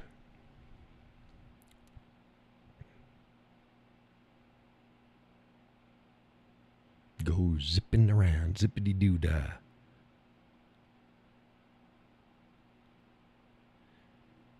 He now stands up, yeah. And let me see here. I wonder if I can pull that up on here.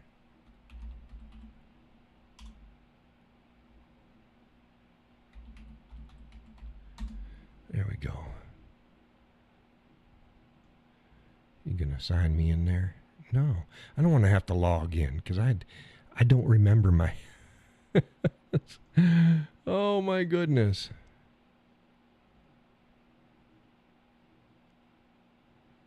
Let's see if it comes in here.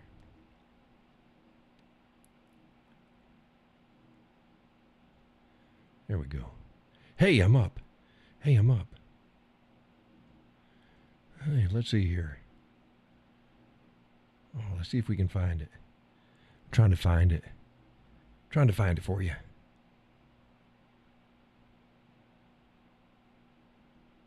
Here we go. Here we go.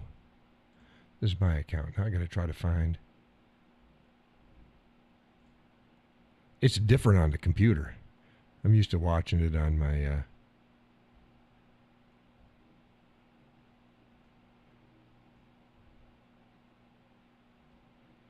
Let's see here. Okay, there she is there. Can I go to your account? Let's see here. No, I don't want to. I want to. It's so much easier. Oh, here we go. Let's go to following.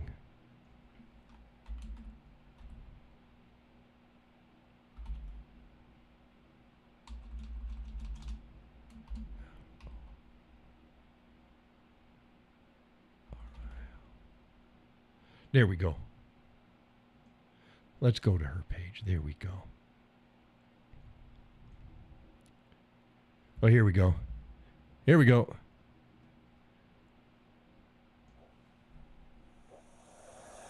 There he goes. Boy, look at him go.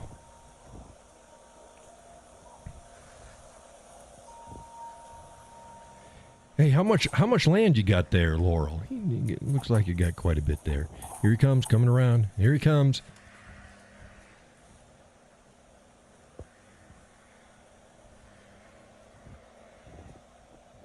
Look at him go. Lord. 18 acres. Yeah, that's a good chunk. There he is. Wee-hee. Boy, he's zipping around. That cute little bugger.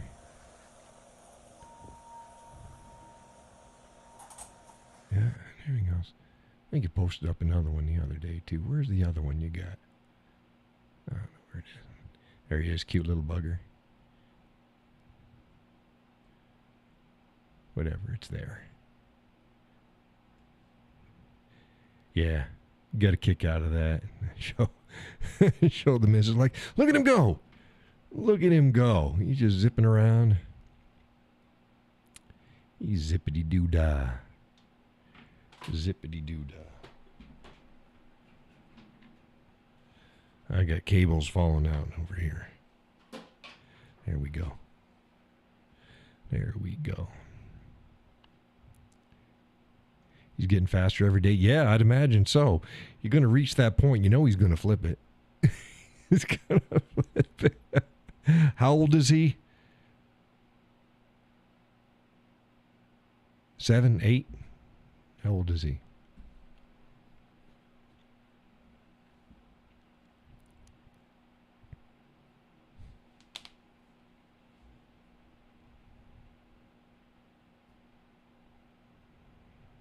Seven, yeah. I was in there. I was in the ballpark.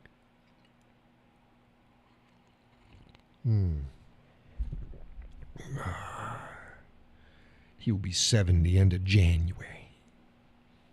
Yep, coming up on it. Cute little bugger.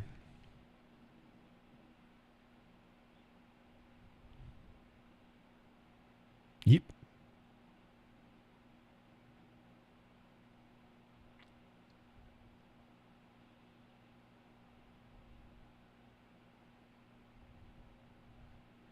I hope he's getting some sleep tonight. We all need to get some sleep tonight.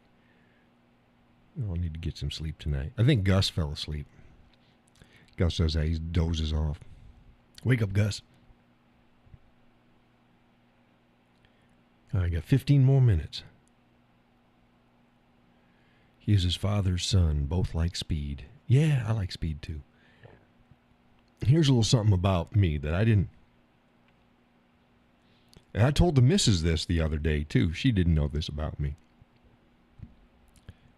And we've been together forever, and I just never told her. I love flying. Now, she knows that. I love flying. And I love helicopters. They're my favorite. Oh, love helicopters. And I've always wanted one. And I could never get her. a Mosquito, I could get a Mosquito. If you know what they are. It's an ultralight helicopter. I could get one of those eventually. But she's always worried about, crashing and stuff like that. But here's the little tidbit of information. I'm a scared of heights.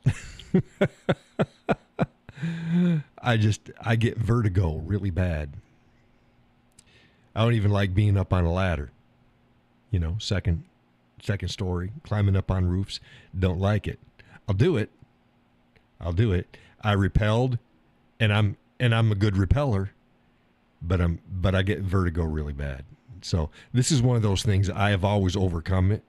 I just do it. Whatever I need, I do it. But so that makes flying a love-hate relationship with me because it involves heights. But I just love it. So what I have decided is, like, if I ever had the money, instead of getting a helicopter, they've got those flight simulators, but they move. And they have some that have VR goggles. So when you turn, you see whatever it is. Those are okay, but I'd rather not have it on my face.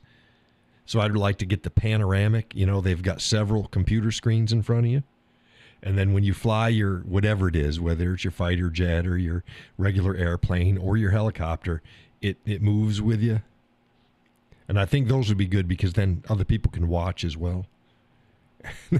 I think that'd be cool. And she says, yes, that's a good compromise.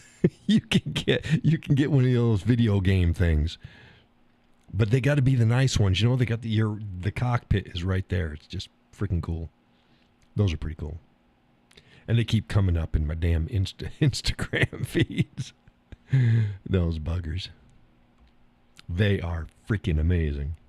So I could probably do that. And then if I crash that's not a problem. I just restart the game. Well, they're not really a game. It's a flight simulator. Call it a game, I guess. I don't know. Laurel says, I got my hubby a session in the actual simulator that he sat in a cockpit and he loved it. Yeah, they've got home versions and it's just like a cockpit, but it's not totally around you. It's just, it's got the foot pedals and it's got the joysticks and the whole 9 yards. And I'm sure they cost a bunch, but yeah. They're more affordable than the big boy toys. And actually, there's not a hell of a lot of difference anymore with the stuff, except for it's an actual cockpit they build you around. So I know what you're talking about. Now, which I think it was at the Mall of America in Minnesota. That probably. Now, what aircraft was it? Was it an F-16? Was it a F-15? Was it what were they? What was it?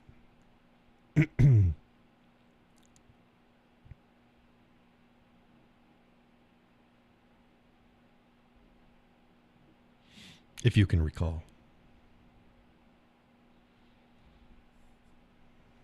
Have no idea. But he had a blast. Oh, I'd imagine he did. Now, I've done the video games. They used to have them in the old arcades. And it was sort of like that, but it didn't move or anything like that. And I love them. But the new ones, it's like, oh, they've even got some now that they'll come up and they not only rock, the basic ones rock like the basic ones don't move at all. Then they got the ones they rock, they're on hydraulics and they go like that. And then they've got some that will actually spin you upside down. Like, holy crap. I don't think I'd need to do that. But definitely the hydraulic ones that tilt and turn like that. But yeah, boy, the technology out there. I'll probably never get one, but yeah. I get my guitar first. My guitar. But I am sure that he did have a blast. Yep. Yipper skipper. I had flight simulators on a computer. They ain't the same. I didn't have joysticks. It was all keyboard and shit. Laurel said he was about 2 or 3 flights from getting his pilot's license. Then he buzzed the house flying upside down. His ex made him quit. Scared her too much. Well, what the hell was he buzzing the house upside down for? Stop it. I just don't. I thought about getting a sports pilot license. It's easier. It takes less hours. But no. I've flown before. I've flown Cessnas. But with a licensed pilot. I did not have a license. Well, it says because he could. Well, that's silly.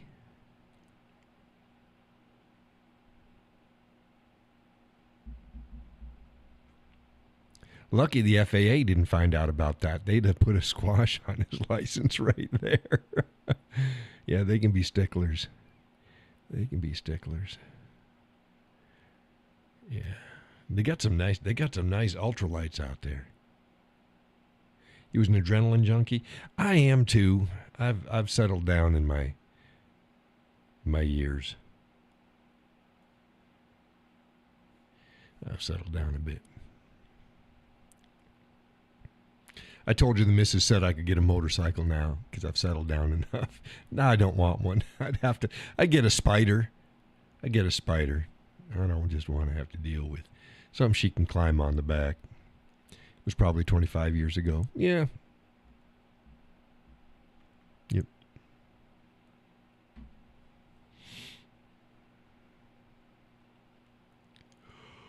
Oh my goodness.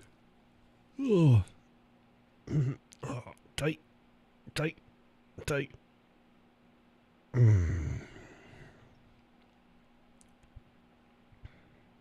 Yeah. So, you got to make plans in life and try to live the best you can. Live each day to the fullest with what you have. That's what a lot of people's problem is they're never satisfied with what you have. I don't care if you have plans for more, but if you're not happy with what you have, what a miserable existence. Be happy with what you have. Be grateful. Use it the best that you can. Use it the best you can.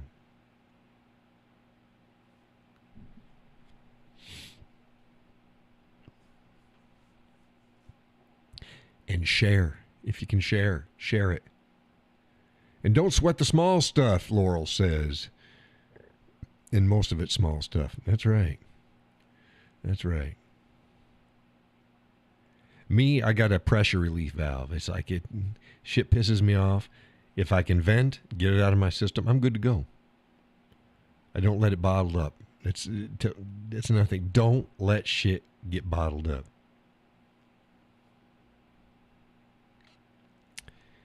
Don't let shit get bottled up. And some people say, don't go to bed mad. Yeah, it's a good idea. I've gone to bed mad plenty of times. Something will get me in a mood.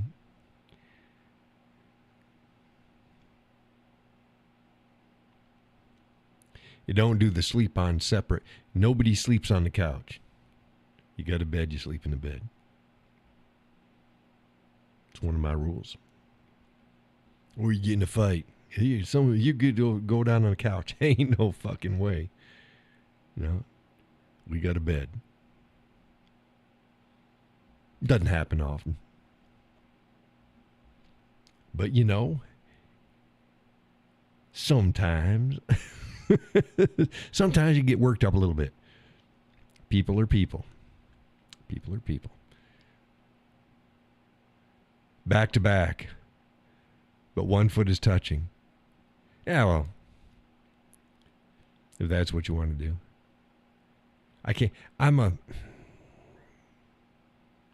Whether I sleep mad or not mad, I still sleep the same. I'm not a back sleeper. I tend to sleep on my side. I start out on my right side. And I'm on the left-hand side of the bed. Hey, what side of the bed is everybody on? I was watching Poldark. And they it was later in the season, and they went to London. You don't need to know the show, but they went to London. They had their kids with them, and they were in bed, right? And the kids are jumping up in the bed. It's whatever. It's colonial time period. But they're laying in bed. I looked over to the missus and I said, "No, they fucking don't. No, they don't. No, that's wrong. That's wrong." Now, how it's wrong is the entire show, he always slept on the left side of the bed. And she slept on the right. That's the way it is in my bed. And when they went to London, when they were in bed and the kids jumped up, he was sleeping on. Now, when I say that, that's when you're laying in bed. When you're laying in bed. I'm on the left-hand side. She's on the right-hand side. And that's how they did in the show, except for when they went to London.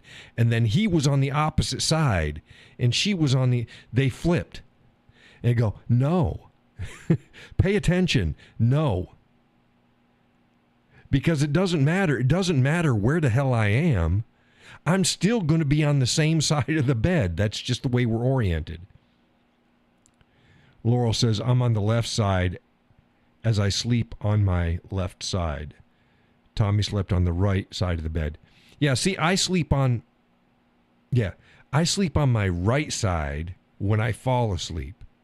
So I'm facing the missus. And then I'm a alligator death roll sleeper. So I roll in my sleep. I don't stay in the same position, but I start out. It's easier for me to fall asleep if I'm on my left side. But I end up, okay, now I'm on my belly, and now I'm on my left-hand side. And now I just do it. Yeah, I roll.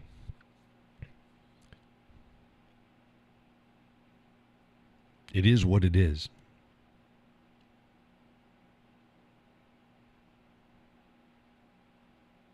But I don't snore.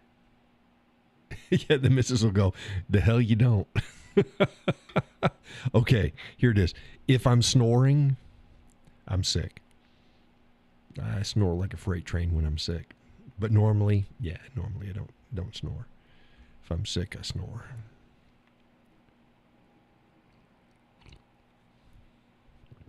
Everybody leave us. The room count dropped.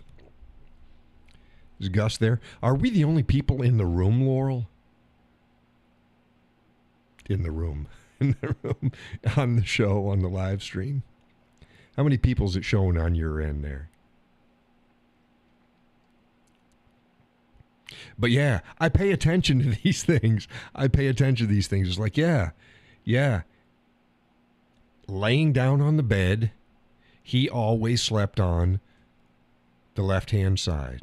Okay, showing 3? Yeah. No, I'm back up to 2, so I have no idea. And she was always on his right. Except for when they went to London. And I'm like, they wouldn't do that. Because it doesn't matter. If that's the way you sleep, if that's the way you guys orient, it doesn't matter whether you're at home or a hotel or a friend's house or whatever. You're still going to be in the same. You're still going to be oriented the exact same. Otherwise, it won't feel right. It won't feel right. So I need to pay attention to those things. Pay attention to those things. Hey, that it's not right. Well, it's 10 o'clock. And everybody's tired. Well, Laurel's tired. I'm tired. We know Gus is tired. Once it gets close to 10, he's tired. So, and the other guests didn't show up. I don't know where they're at. I'll probably get a message or two on Facebook tomorrow. such and such happened. I was like, okay, whatever. It happens. But I will be up bright and early tomorrow morning, posting more up on Facebook. Got to do if you like this type of content, and if you like my other commentary that I post on Facebook, feel free to make a donation using the links in the description of the show.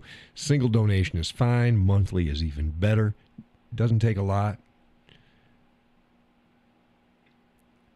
It all helps because I do this full time. But yeah, I am going to play the guitar tomorrow morning. I am. It's gonna happen. Dang it! It's gonna happen. It will. Where the heck is my? There it is, right here. It is going to happen. So, with that, I'm going to close it down. Thank you all for joining the show. Sometimes, I'll let you know, sometimes when I close down the show, if by the time I say, God bless and take care, I'm not looking at the chat. A lot of times, the missus will go, oh, Laurel said something, or Gus said something. And it's like, sorry, I didn't see it, because I'm closing things up.